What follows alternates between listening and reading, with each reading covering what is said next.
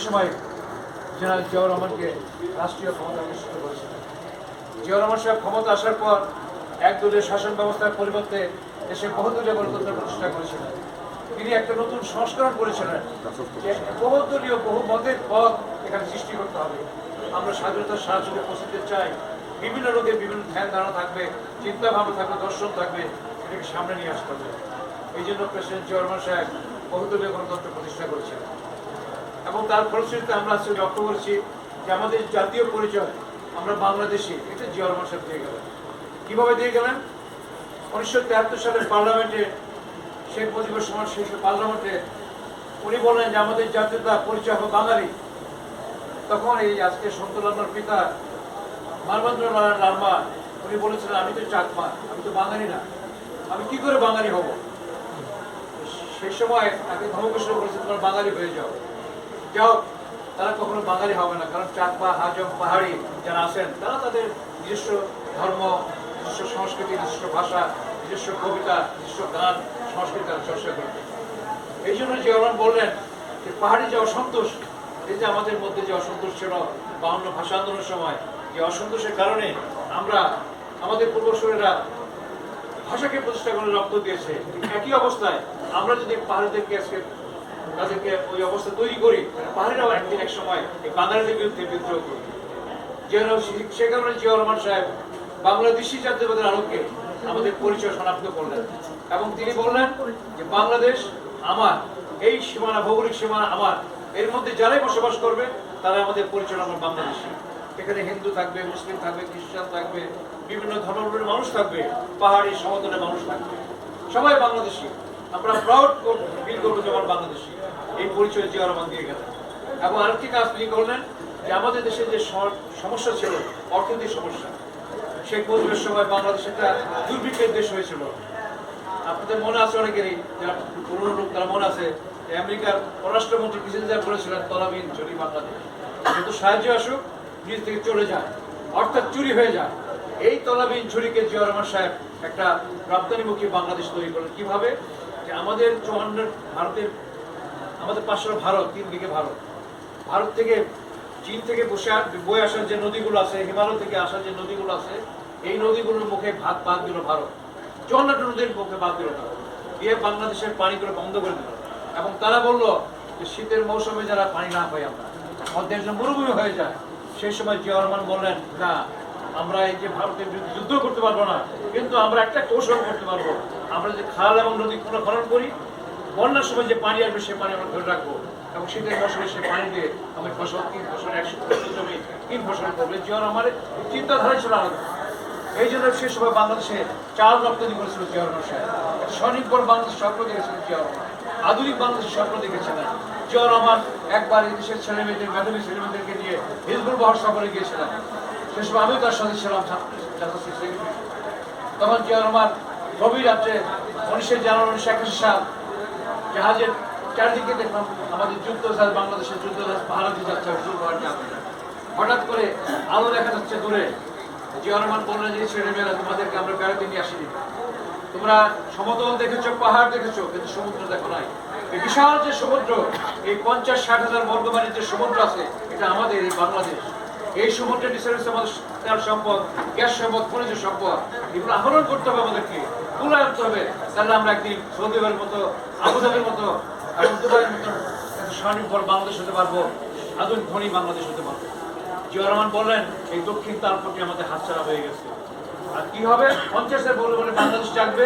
এই যে সম্পদ লুণ্ঠন করার জন্য আধিপত্যের শক্তিরা থাবা বিস্তার করে আছে, এখানে যেই জাতীয় শক্তি আসুক তার উপর থাবা বিস্তার করবে। যে কারণে কি হলো, জিয়াউর রহমান ওই বক্তৃতার পরে 2-3 মাস পরে তাকে হত্যা করা হলো জিয়াউর রহমানকে। আপনারা সবাই জানেন, শহীদ হলেন জিয়াউর রহমান। তাকে রাখা হলো না। সেই সময় মাহাতির, ভারতের মানুষের প্রধানমন্ত্রী মাহাতির 80 সালে বাংলাদেশে আসছিলেন।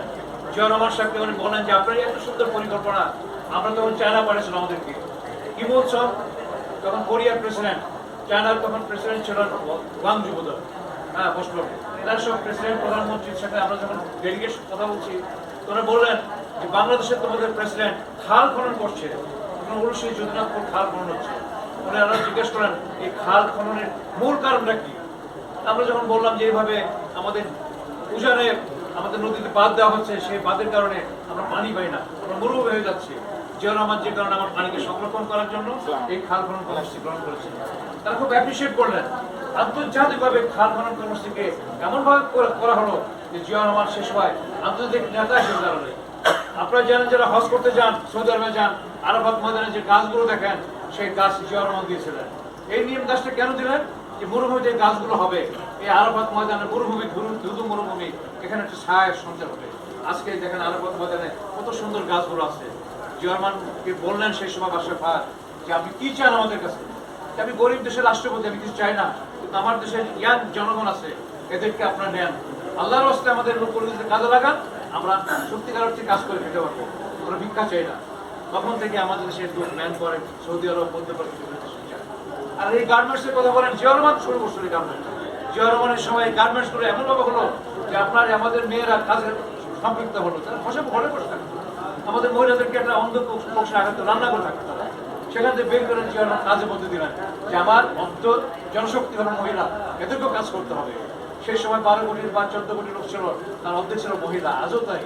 আর এই আমাদের পুরুষ এবং মহিলার পাশাপাশি যে উন্নয়নের কাজগুলো এটা জিয়াউর রহমান প্রতিষ্ঠা করেছে। যে কারণে জিয়াউর রহমান হলো আন্তর্জাতিক ক্ষেত্রে বিশাল ব্যক্তিত্ব। এই যে ইরাক ইরান যুদ্ধ ছিল সে সময় কেউ পারে নাই, সমস্ত মধ্যপ্রাচ্যের দেশগুলো জিয়াউর রহমানকে বললেন যে আপনি আলকুস কমিটির চেয়ারম্যান হন একাই, আর কোনো কমিটির মেম্বার লাগবে না। এবং সেই সময় জিয়াউর রহমান আলকুস কমিটির মাধ্যমে ইরাক ইরান যুদ্ধ থামিয়ে মধ্যপ্রাচ্যের শান্তি প্রতিষ্ঠা করেছিল। আন্তর্জাতিক নেতা হিসেবে জিয়াউর রহমান এমন এক পর্যায়ে চলে গেছিলেন যাকে হত্যা করা ছাড়া আধিপত্যবাদী শক্তির কোনো চিন্তা ছিল না, যে কারণে জিয়াউর রহমানকে হত্যা করা হয়েছিল। তার পরবর্তী পর্যায়ে আমাদের দেশ নেত্রী বেগম খালেদা জিয়া, তখন আমি জাহাজের সভাপতি, ছাত্রদল জাসাস আমরা মিলে বঙ্গভবনে যখন গেলাম, যা দেখলাম যে সেই সময় কত ষড়যন্ত্র হচ্ছে বিভিন্ন জায়গায়, এর সাথে মার্শাল হবে, এমন এক অবস্থার মধ্যে আমরা বেগম জিয়াকে রিকোয়েস্ট করলাম। সেই সময় আমাদের মহাশয় ছিলেন ডাক্তার ইকরাম চৌধুরী, তারপরে ফেরদৌস আহমেদ কুরেশি ছিলেন, মোবাইদুর রহমান সাহেব ছিলেন, মিলে বেগম জিয়াকে সে সময় চুল করে মেম্বার করলেন। বেগম জিয়া বললাম পুলিশ আসতে চাই না, আমার তো টাকা নাই, ঘর নাই, বাড়ি নাই, জিয়ার মধ্যে কিছুই আমাকে রেখে যায় নাই, এক কাটা জমিও নাই ঢাকা শহর আমার, আমি কিভাবে পলিটিক্স করবো? এনারা বললেন যে আপনার পলিটিক্স করতে হবে আমাদের বাঁচানোর জন্য। কোটি কোটি মানুষ যারা বিএনপির সমর্থক, এই বাংলাদেশের অসহায় মানুষগুলোকে বাঁচানোর জন্য আপনাকে আগে আসতে হবে। সেই সময় বেগম খালেদা জিয়া মার্শালকে ভায়োলেশন করে সেই সময় আন্দোলন করলেন। আমরা জাসিসের পক্ষ থেকে বেগম জিয়াকে নিয়ে আমরা গণশিক্ষা কর্মসূচি চালু করলাম মার্শালের সময়। এর সাথে তখন মার্শাল নয়, তখন আপনার এই রমনা পটবল থেকে শুরু করে সারা বাংলাদেশে বেগম জিয়াকে নিয়ে আমরা চষে বেরোলাম। এই যে আজকে আপনার বরিশাল বলেন শেরে বাংলা গণশিক্ষা কেন্দ্র, বিশাল বলেন কাজী নজরুল ইসলাম গণশিক্ষা কেন্দ্র, আজকে মুক্তাপাড়ায় আমরা কবি আমাদের শহীদ বরকত গণশিক্ষা কেন্দ্র চালু করলাম বেগম জিয়ার মধ্যে। তখন মার্শালও চলছে, মার্শালের সময় বেগম জিয়া ভায়োলেশন করে আজকে দেশে শান্তি প্রতিষ্ঠা, গণতন্ত্র প্রতিষ্ঠা করে আন্দোলন করলেন। তারপরে 9টি বছর বেগম জিয়া রাস্তায় দাঁড়িয়ে আন্দোলন করলেন, টিয়ার গ্যাস খেলেন, তারপর টিয়ার গ্যাস নিক্ষেপ করা হলো, তারপর অত্যাচার করা হলো, অসম অত্যাচার সহ্য করতে নেতা কর্মীদের অত্যাচার সহ্য করে বেগম জিয়া দৃঢ়ভাবে ছিলেন। এরশাদ সাহেব তাকে বললেন যে আপনি এক কাজ করে আসেন, দেশের প্রধানমন্ত্রী আপনি, ভাইস প্রেসিডেন্ট আপনি হন, আমি প্রেসিডেন্ট থাকবো, আপনার কোনো চিন্তা করতে হবে। বেগম জিয়া ছুড়ে ফেলে দিলেন যে আমি আপোষ করবো না। বেগম জিয়া আপোষ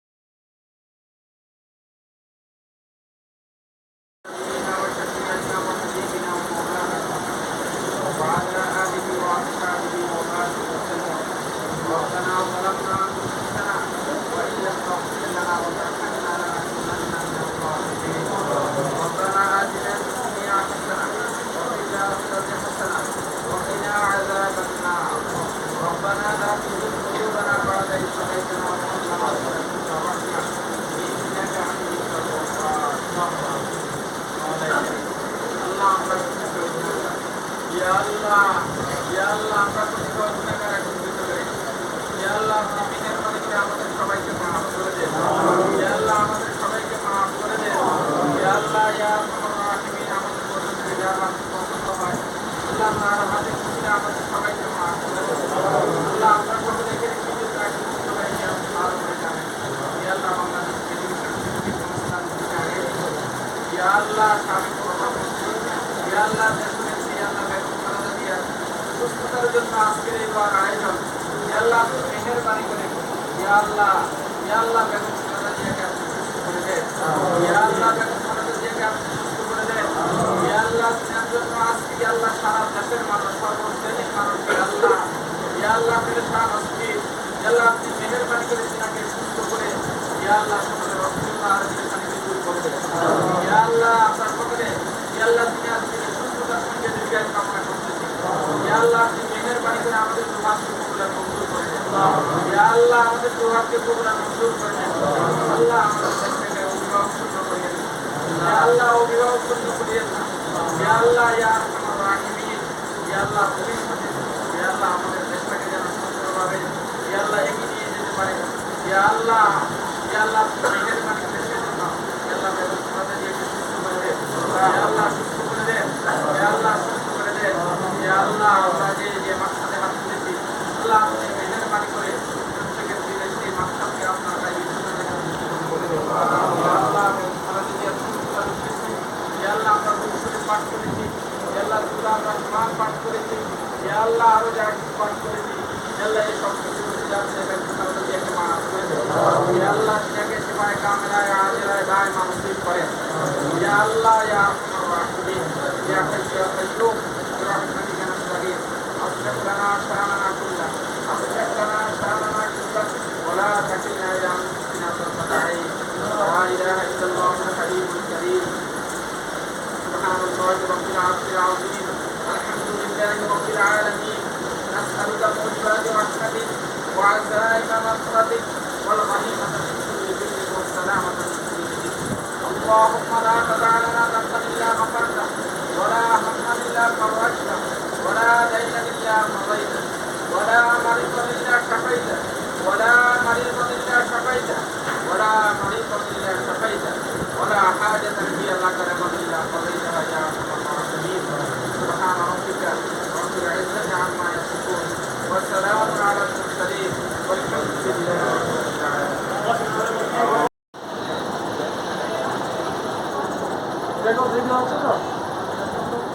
ভিডিও করবো ভিডিও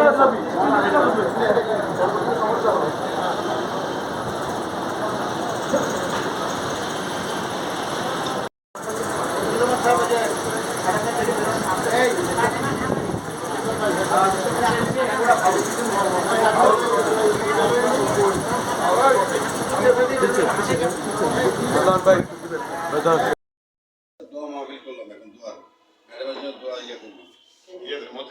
না ক্যান্টিনে এটা করলাম ভালো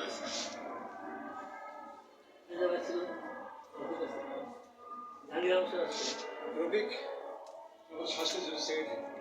আপনার সাথে আমার কিন্তু কোনো দুর্ভাগ্যজনক আমি আসিও নাই জাস্টিস জয়েন করবে না জাতীয়তাবাদী সাংস্কৃতিক জোটের জেনারেল সেক্রেটারি এবং সম্মিলিত পেশাজীবী পরিষদ যেটা সাংবাদিকদের সাথে আছেন না বলি যেটা এটা যে ম্যাজিস্ট্রি কথা কমিটি 11 জন এটার মধ্যে আমি আছি আরেক শিল্পী আছেন পরিচয় করে দিতে